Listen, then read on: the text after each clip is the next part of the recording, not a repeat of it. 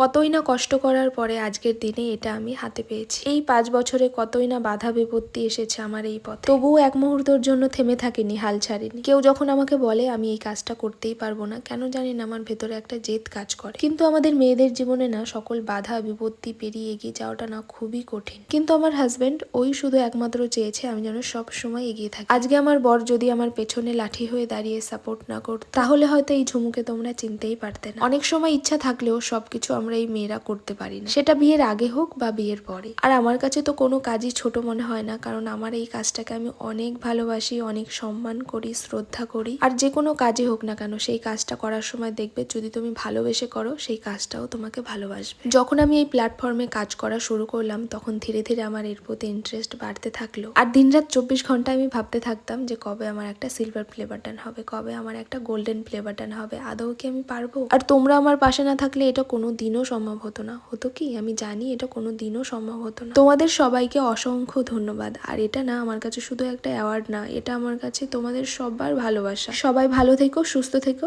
Tata.